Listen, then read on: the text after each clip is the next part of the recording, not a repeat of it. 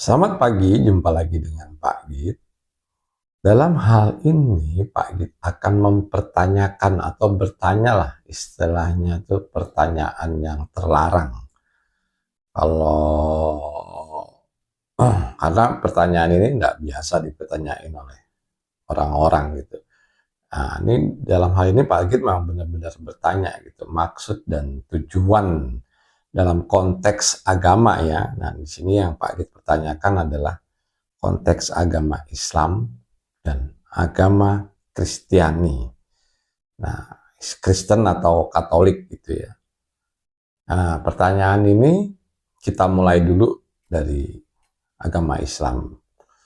Tentang sholat ya teman-teman. Jadi kalau sholat itu kan dari pertama Allah, dari takbiratul ihram pertama ya Allahu Akbar, kemudian dilanjutkan dengan tata cara lainnya. Dan pagi dalam hal ini mempertanyakan etimologi atau istilahnya tuh arti linguistik ya dari perkataan tersebut ya, ini di fase atau atahiyatul terakhir ya, yang biasanya atahiyatul kan atahiyatul mubarakatuh sholawatu thayyibatulillah dan sebagainya.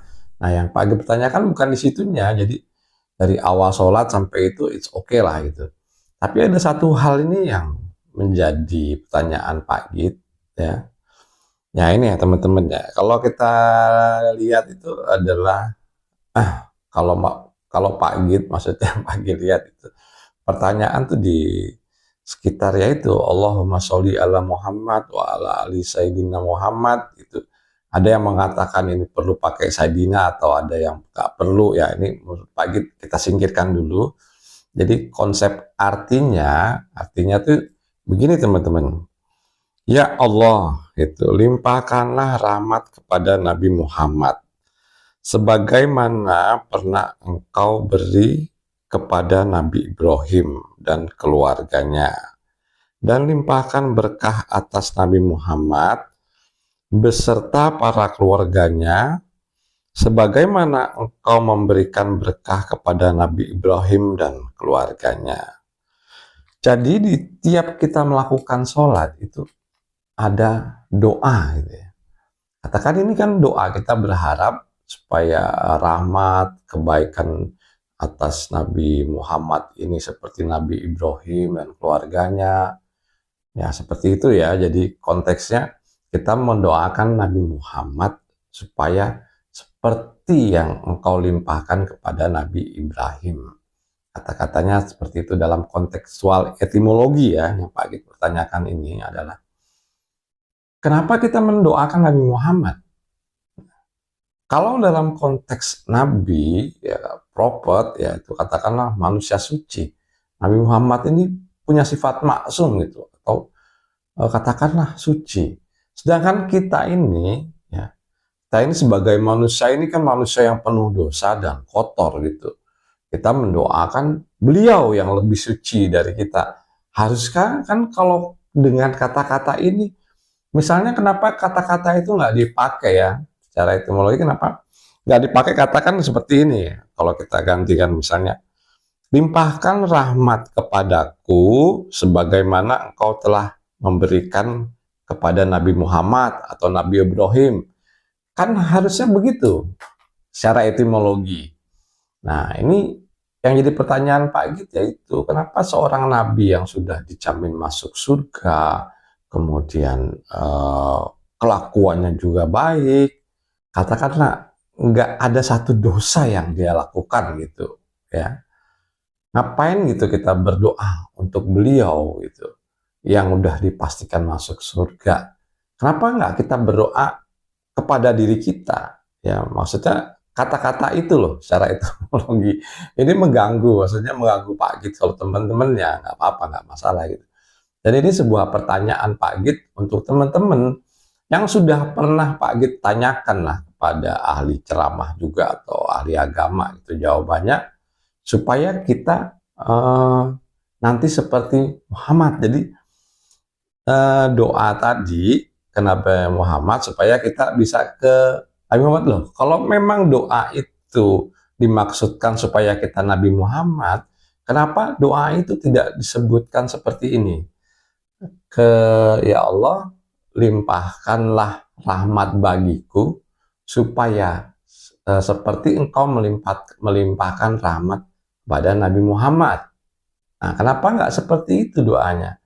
Ya, ini yang maksud Pak Git, yaitu pertanyaan terlarang dalam Islam gitu. Ya, dalam konteks etimologi gitu. Itu satu ya. Yang kedua, Pak Git masuk ke wilayah Kristen atau Protestan yang menyatakan kalau Yesus itu adalah sebagai penebus dosa. Jadi beliau itu disalib untuk menebus dosanya umat manusia. Nah, yang jadi pertanyaan Pak Git, kalau memang Yesus ini tersalib untuk menebus dosa manusia, dalam konteksnya hal ini adalah kita tidak, kalau Pak Git lihat konteks agama Kristen atau Protestan, maksud Pak Git Kristen atau Katolik ya, di sini memang tidak ada mendoakan Yesus. Jadi Yesus itu datang untuk menembus dosa manusia. Yang Pak Git pertanyakan adalah kalau Yesus itu menebus dosa semua manusia gitu ya, kan nggak perlu gitu dengan jalannya Yesus. Paham belum? Maksud Pak Git, nggak perlu jalan satu-satunya itu lewat Yesus gitu ya. Artinya dia menebus dosa semua umat manusia ya. Artinya menebus dosanya orang Kristen, orang Katolik, orang Islam, orang Buddha, orang Hindu. Ya, konteksnya adalah itu. Jadi nggak perlu melewati jalannya Yesus gitu. Atau yang maksud Pak Git itu nggak perlu kita masuk agama Kristen atau masuk agama Katolik untuk mendapatkan penebusan dosa dari Yesus. Kalau memang Yesus ini, anggaplah dalam perkataan tauhid ya, dalam etimologi tauhid ini, Tuhan Yesus gitu ya. Kalau Tuhan kan harusnya, ini etimologi lagi, jadi dasar apa namanya pertanyaan ini semua adalah etimologi. Nah, kalau Yesus itu Tuhan, kenapa harus membedakan secara agama? Oh, agama ini yang dimaafkan, agama ini tidak. Kan semua agama ataupun yang tidak beragama sekalipun, ini harus dimaafkan. Kan seperti itu. Jadi Tuhan ini kan nggak melihat orang secara rasis atau secara agama, kan tidak seperti itu. Konsepnya adalah universal. Ada pendapat, banyaklah berpendapat, bukan ada ya, sebagian yang berpendapat atau berpendeta yang berpendapat kalau tidak lewat jalan ini akan ditolak, harus lewat jalan Kristen atau Katolik gitu ya. Kalau misalnya itu kita cek aja deh dulu salah satu video dari pendeta ya. Yuk kita cek. Kepada kita semua sebagai orang-orang percaya, ya, mari kita tetap kuat di dalam Tuhan Yesus Kristus. Karena apa? Jalan satu-satunya menuju surga yang mulia hanyalah di dalam satu pribadi yang namanya Yesus Kristus Tuhan. Ingat, Yohanes 14 ayat yang ke-6 berkata, Akulah jalan dan kebenaran dan hidup. Tidak ada seorang pun yang akan datang kepada Bapa jikalau tidak melalui aku. Itu perkataan Tuhan Yesus Kristus. Oleh sebab itu ajaran apapun yang datang kepada saudara-saudaraku seiman dengan saya, kalau itu di luar daripada Injil atau di luar daripada kitab suci yang namanya Alkitab saudara-saudaraku, kita sama-sama tolak dalam nama Yesus Kristus, karena ajaran yang sebenarnya hanyalah dalam satu pribadi yang namanya Yesus Kristus, karena dialah jalan satu-satunya menuju surga yang mulia. Nah, udah kita saksikan teman-teman ya. Jadi ini menyatakan kalau penebusan dosa atau jalan yang benar itu adalah lewat Injil. Tapi gini, kita cek juga ke ini ya teman-teman ya. Yesus menebus dosa manusia yang diungkap dalam Alkitab itu melalui kematian dan kebangkitannya adalah konsep sentral dalam teologi Kristen. Sebelum ayat yang menyoroti hal ini adalah ya beberapa ayat gitu ya, kita ambil contoh saja misalnya. Sama seperti anak manusia yang datang bukan untuk dilayani, melainkan untuk melayani dan memberikan nyawanya menjadi tebusan bagi banyak orang. Ya, itu di Matius 20:28 gitu ya. Yohanes 1:29, pada keesokan harinya Yohanes melihat Yesus datang kepadanya dan berkata, "Lihatlah anak domba Allah yang menghapus dosa dunia." Nah, di sini kalau lihat etimologinya itu menghapus dosa dunia, jadi menghapus segala umat gitu ya.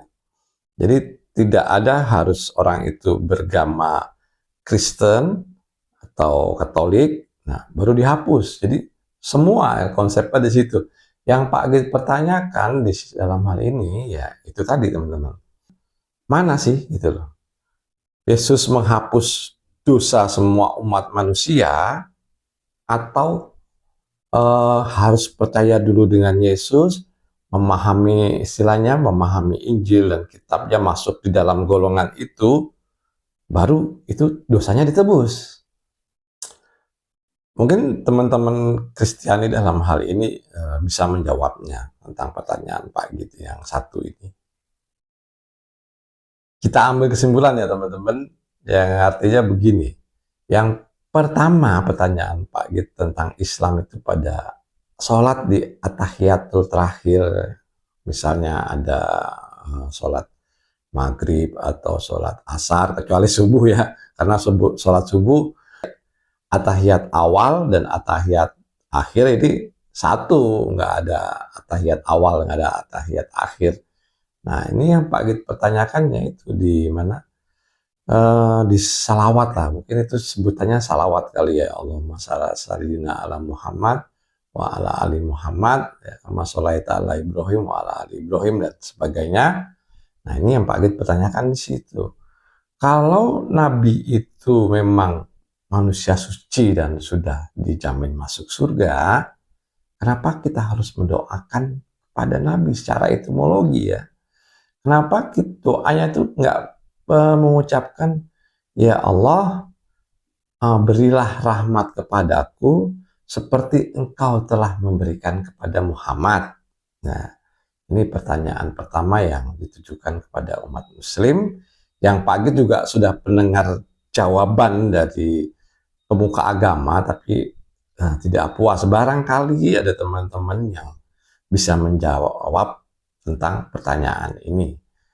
Yang kedua, pertanyaan Pak Git tadi tentang Yesus menebus dosa. Nah, yang ditebus tuh dosa umat Kristen atau semua umat manusia? Itu pertanyaan Pak Git. Kalau memang dalam manifestasi ya, Pak Git menyebutkan karena ini adalah manifestasi Tuhan gitu ya. Kalau Yesus itu adalah manifestasi Tuhan, kenapa yang ditebus itu hanya umat Kristiani yang sesuai jalurnya? Atau memang konsepnya adalah menebus dosa umat semua manusia? Artinya kita tidak perlu beragama Kristen atau Katolik, kita sudah ditebus dosanya oleh Yesus. Begitu. Ya. Jadi ya, agama Islam boleh, agama Hindu boleh, agama Buddha boleh, Kristen apalagi ya, dalam hal ini adalah internal mereka gitu ya. Nah, di luar agama Kristen, apakah mereka mendapat tebusan dosa dari Yesus yang dalam, kalau kita lari ke konteks etimologi tadi ya, harusnya kalau memangnya Tuhan, manifestasi Tuhan lah katakan, ini kan tidak membedakan siapa orangnya, apa agamanya, apa rasnya, yang ditebus adalah dosa semua manusia. Dosa semua umat manusia. Dan Pak Git mohon gitu kepada teman-teman untuk berkomentar dalam hal ini. Pertanyaan Pak Git ini memang kelihatannya tidak biasa ya orang dipertanyakan oleh sebagian orang gitu. Dan memang kalau ada komen yang masuk akal, tentunya nanti Pak Agit akan posting lah. Pak Agit akan posting ini, pernyataan atau jawabannya adalah masuk akal gitu. Oke teman-teman, menurut Pak Agit ini cukup sekian dan terima kasih.